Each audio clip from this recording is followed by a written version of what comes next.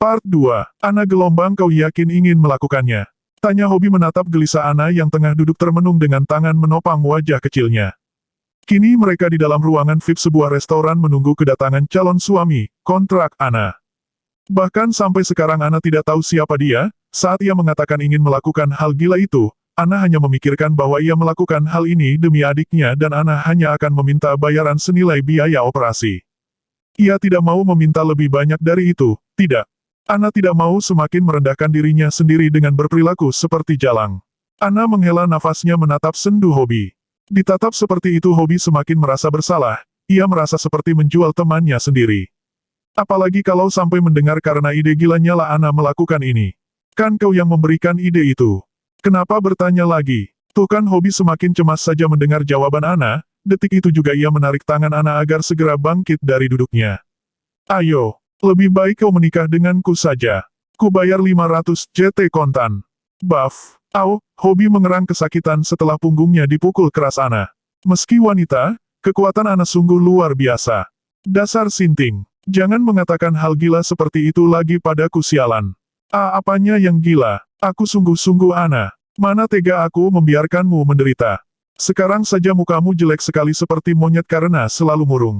Buff. Ana kembali memukul punggung Hobi. Benar-benar deh mulut pria itu tidak ada akhlaknya sama sekali. Aish, sakit Ana. Mulutmu ingin sekali kujahit. Lagi pula aku lebih tidak tega membiarkanmu menikahi wanita sepertiku. Belum lagi aku tahu kau tergila-gila pada Kak Bia. Memangnya apa yang kupikirkan tentangmu Ana? Demi Tuhan kau tidak seburuk itu. Tetap saja, ucapan Ana terhenti saat pintu terbuka menampakkan dua pria tampan masuk ke dalam ruangan. Ana tidak mengenali salah satunya namun saat menyadari pria di sampingnya matanya membelalak kaget. Ana tidak menyangka pengusaha muda yang meraih kesuksesannya dengan sangat cepat bahkan kekayaannya mencapai nomor 1 di negara ini kini berdiri di hadapannya. Bagaimana tidak terkejut, orang-orang harus membuat janji sebelum bertemu dengannya. Namun sekarang dengan beruntungnya ia dapat bertemu pria tampan tersebut. Ana jadi bertanya-tanya maksud kedatangan pria itu. Tunggu, ini tidak seperti yang ia pikirkan bukan? Oh Jackson, akhirnya kita bertemu lagi, Hobi berteriak begitu kencangnya tanpa tahu malu suaranya melengking bak kuda yang meringkik lalu menghampiri pria di depannya. Setelah saling sapa dan menanyakan kabar, ketiganya menghampiri Ana yang sedari tadi hanya diam memperhatikan mereka. Ana, perkenalkan mereka, siapa yang akan menikahiku? Potong Ana tanpa ia menyadari apa yang baru saja ia lontarkan. Hobi sontak membuka mulutnya lebar karena terlalu syok sedangkan dua lainnya saling bertatapan bingung. Ross, pria itu memasuki unit apartemen mewah miliknya, ia cukup lelah menghadapi ibunya yang menuntutnya untuk segera menikah. Bukan ia tak mau hanya saja ibu pria itu yang tak mengizinkannya menikah dengan wanita yang ia cintai. Keanu Alvaro CEO muda, tampan, dan kaya raya jatuh cinta pada sekretaris pribadinya Nita Henning Tias yang bekerja di perusahaannya. Awalnya pria itu hanya menganggap Nita sebagai sekretaris biasa pada umumnya, tapi seiring berjalannya waktu juga intensitas bertemu pada akhirnya mereka saling jatuh cinta. Sayangnya hubungan mereka tidak disetujui oleh Ibu Kay. Entah apa yang mendasarinya namun Ibu Kay bahkan sangat membenci Nita. Oleh sebab itu ibunya selalu menjodohkannya pada wanita manapun.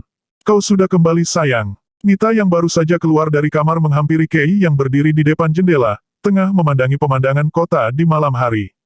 Tangannya melingkar di perut pria itu memeluknya dari belakang dengan kepala yang ia sandarkan di punggung tegap pria itu. Gumam Kay masih dengan posisi membelakangi Nita. Tidak berjalan dengan baik ya? Tanya Nita yang mengetahui alasan kenapa pria itu mendapatkan mood buruknya. Kay menghela nafasnya gusar, ibu masih saja memaksaku menikah dengan putri kenalannya, mendengar itu Nita semakin mengeratkan pelukannya. Maafkan aku, ucapnya lirih.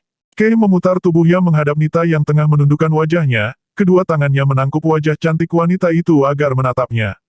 Hei sayang kenapa minta maaf?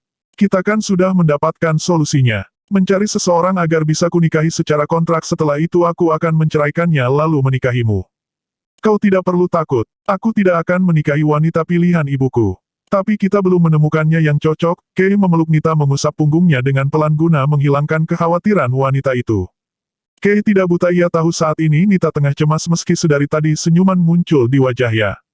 Kita pasti menemukannya sayang, ucapnya bersamaan dengan bunyi dering ponselnya di kantong celananya. Kay mengangkat panggilan itu, wajahnya tanpa ekspresi di awal namun kemudian terlihat begitu antusias. Saat panggilan itu diakhiri, Kei menggenggam tangan Nita lalu mengatakan bahwa orang suruhannya menemukan wanita yang cocok untuk dijadikan istri kontraknya. Saat itu juga ketakutan Nita berganti dari takutnya Kei yang dijodohkan dengan wanita pilihan ibunya menjadi takut saat mengetahui Kei akan menikahi wanita lain, dan firasatnya mengatakan bahwa akan ada sesuatu yang buruk.